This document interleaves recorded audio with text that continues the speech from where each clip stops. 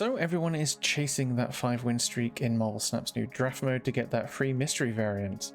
Here are the top 10 decks that will give you the best shot at doing so. So I want to thank Snap Complete for providing the information on the top decks here. So we've got first impression data coming in of the past few days, seeing what starter decks people have chosen and how they've performed. We'll do the top 10 first off, and then I'll show you guys the 3 worst ones. So first off, we have the Dormammu Destroy deck, and it's got a 57.5% win rate, which is pretty respectable. This comes in at 10th position, with 2 trailing shortly behind it. It doesn't surprise me that this list makes the top 10, mainly because Dormammu is quite strong in general. You're getting that Destroy trigger for a Destroy deck when sometimes when you're drafting it's hard to actually get those Destroy cards off. And when you are drafting, you're tending to get that augment that pulls things from your deck, etc. This list is very, very strong. Nico as well, perfect card, and Venom is just great for a Destroy list, so this one doesn't surprise me at all that it's within the top 10, and the Destroy list seems to be doing pretty well here. I think you'll see across the course of these decks, there tends to be a few standouts. Now, Destroy being one of them, our next deck here is another one. So next up here with a 57.6% win rate, we have a bit of an ongoing list. So we have Iron Man, Goliath, and J. Jonah Jameson. Now, some of that might be surprising, but a lot of the time when you're getting these ongoing cards, they're synergizing quite well with each other. If you have Goliath, you can get multiple Goliaths. That is very strong as well. I did that recently for one of the 5 wins. I think this list has like a lot of potential. You can get Moonstone, you can get Spectrum, and because obviously in this mode it's weighted towards the starter deck that you chose, I would definitely look out for Mystique. And even things like Goose have been surprisingly useful. You play Goose and then on one turn you play Iron Man and behind it you play Mystique. Maybe even a Spectrum. Ongoing is definitely a powerhouse here. It's not the strongest, obviously this is coming in at 9th, but very, very strong. The main one you're going to want to look out for is the Iron Man getting the ongoing happening twice effect. Any ongoing card getting that effect is very strong, apart from, I guess, Living Tribunal, for example. But most of the other ones are pretty strong there. So next up with a 57.7% win rate, we're getting into the Boost category. This one is a rare deck, and I think this is 7th, and I'm kind of going to spoil it a little bit for you. A lot of the lists we've got coming up are Boost lists. This is probably one of the lower end ones, and it's kind of understandable as to why. Lasher and Ironheart probably aren't that great and not going to synergize too well with the other things that the Boost package is giving. You have things like Jubilee and Stick, and you're wanting to get those buffs kind of stacking on top of each other here. So this one is lower end. It's running less games than the previous deck, so it's kind of understandable there, but again, compared to the Dormammu deck, because it's a legendary one, it's not actually been ran that many times in comparison. So again, these win rates, you have to kind of take them with a pinch of salt because it's just been a few days so far. But this is definitely one of the lower end boost lists. Next up we have a Surtur list with a 57.9% win rate, and if you are the commenter from yesterday, this is what Surtur is. And this is the kind of list you would run Surtur in. So we have Surtur, Ares, and Scar.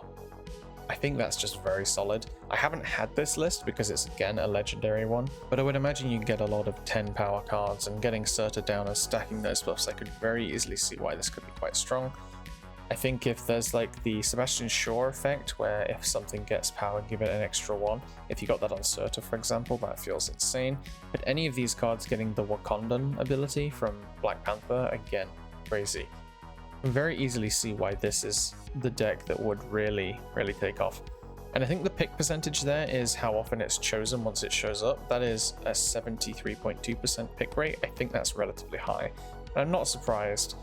If a legendary thing comes up, a lot of people are probably going to choose it out of the fact that it's legendary, even though there are some legendary ones that perform really, really badly. I'll have 2 more videos coming out soon, one where I do a tier list for the augments and another one where I try and run through how to get the 5 wins, and I do think that some legendary decks are traps in that aspect. So next up we have another destroy list with Nico, Archangel, and Venom, which is running a 58.4% win rate. It has a lot more games than the Dormammu one, but for the same reason I believe it's pretty strong. Now, I would probably favor running Dormammu compared to Archangel. That's personal preference. I think there's a lot more potential there. It could be that there's a lot more games on the stats for this deck compared to the Dormammu one, with it being a legendary, so maybe if more people had ran it, it would be higher on the list, but where it stands right now, they're about 9, I think it's 0.9% difference between them. So they could be fairly interchangeable, but as I say, we've run over this one already, so let's get on to the next one. So this next one comes in here with a 88.9% pick rate, so that really doesn't surprise me when you see it has Thanos Fractured Frontier and Jane Foster in it. It has a 58.6% win rate. Now, again, fairly strong deck. I do think that a lot of the time people are going to see this, they're going to pick it. As I say, 88.9% pick rate is very high. There's not really much to be said about this. I don't really know what it would offer you. Maybe some quick draw things. I haven't had this one personally yet. Maybe some hand generation things. Maybe Gambit Horseman. I don't think I've actually seen that card show up at all. So be curious to see if it's here. But if those are things you're offered with this list, I really do believe it's quite strong. But again, it's sitting currently at number 5. So it may not be to anyone's surprise that the final 4 coming in here are all boost lists, so I won't have you wait around wondering what kind of lists these are. They're all boost, of course. I'll go through them one by one and kind of run down why I think some of them come in slightly higher than the other ones. So first off here we have Jeff the Baby Dolphin, Jack Flag, and Jubilee Silver Surfer at a 59% win rate. This doesn't surprise me. This was actually the first one that I chose. I did quite well with it as well. Jubilee Silver Surfer, still love the card to this day, is a powerhouse with this. If you get her out early or find any way at all to give her extra power, which in draft I feel like is much easier, the card really does pop off. 59% win rate. I think if you see this show up in your choices, I would always pick it, as the stats do indicate too. So next up here, as we creep towards the higher win rates of 60%, we have a 59.3% win rate with another boost list using America Chavez, Human Torch First Steps, and Stick. Now, I think a lot of this is carried by Stick and America Chavez. I did run Human Torch in one of my games, and I think it slightly underperformed. It doesn't really do what this list does as well as other cards do. But in general, I think these cards are showing up this high up the win rate because a lot of the cards that get shown to them are a lot stronger than what gets shown to other decks, kind of allowing these decks to show up higher in the rankings. Stick, very strong. I think probably stronger than Jubilee. I guess 0.3% is showing me that it's stronger than Jubilee, although they're about on equal footing, I think. So that brings me to the second best deck. We have America Chavez, Mr. Sinister, and Okoye. Now this does surprise me a little bit. Again, I think it's possibly because of the cards that get shown to the list, but it does sit a decent high percentage above the previous one, and it has just about the same amount of games played as well, as slightly less runs, but it's apparently performing better. This could be down to Okoye being surprisingly good in this mode, I'm not entirely sure. Mr. Sinister, I feel like might be a bit lackluster compared to some of the other things. So not entirely sure what the difference is here, but wouldn't surprise me if in a few days these decks kind of like settle themselves out a bit more. My main understanding of this could be that this is the common version of Boost, number 3 being the rare and number 4 being the epic. Of course, you can probably guess what number 1 is. So I think that could be the reason. It would be the one that most people are like getting a chance to play. Again, we'll keep an eye out for that. And finally, the number 1 deck, we have Boost, again with a 61% win rate, which is very strong. Just only slightly above number 2 though, surprisingly. We have American Chavez, I'm doing that a lot, America Chavez, Maverick, and Black Panther. Now, I think Black Panther is the carry here. As I say, any chance to buff any card is insane. If you manage to find an Arnim Zola with this deck, it's probably game over. Don't think many people can really combat what Arnim Zola does. There's not a lot of tech out there, and if a lot of people are going for the boost lists, this is the best boost list for that reason. You have Black Panther that can keep doubling, and if you find other ways to boost it even higher, you're always going to outpace the other boost lists. So that covers it for all of the starter decks that are the top 10.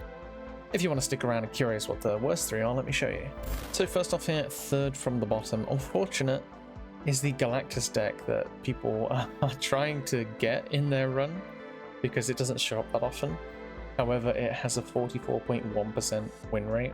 That could be due to people not playing Galactus correctly in this mode, with it being slightly different to usual. I'm not entirely sure. but it is a legendary list, so it kind of makes it a little bit disappointing. And as I say, don't always base the fact that a deck showing up as legendary means it's something worth running. Next up here we have another legendary second to bottom. It is Agamotto Agent Coulson. Quinjet with a 44.1% win rate is actually drawing. I think it possibly shows up lower because it's had more games to try and get higher. I did run this once and I did atrocious. I think the main issue comes from Agamotto flooding your deck with spells, and Quinjet. You need a lot of generating cards to make Quinjet feel useful, so unfortunately this one does kind of fall at the bottom. But not all the way at the bottom, because we have one more that takes the cake there. This is a Omega Red, Polaris, and Red Guardian deck that I believe would show up under the Control archetype. It is the epic version of that, and it comes in at a 44% win rate, which is only slightly below the others, but something has to take the worst deck in a draft. So that covers all the lists. Hopefully that allows you guys to understand what is best to pick up and what you're probably going to want to avoid going forward, and hopefully you can get those 5 wins. As I say, I will have a couple more videos coming out soon where I'll cover the tier list for the Augments, and another one where I'll go through some 5-game runs so you can kind of see my mindset and decision making when it comes to that. So hopefully you guys have a great day, an amazing time drafting, and I hope you're all having as much fun with it as I am. And I'll speak to you all next time.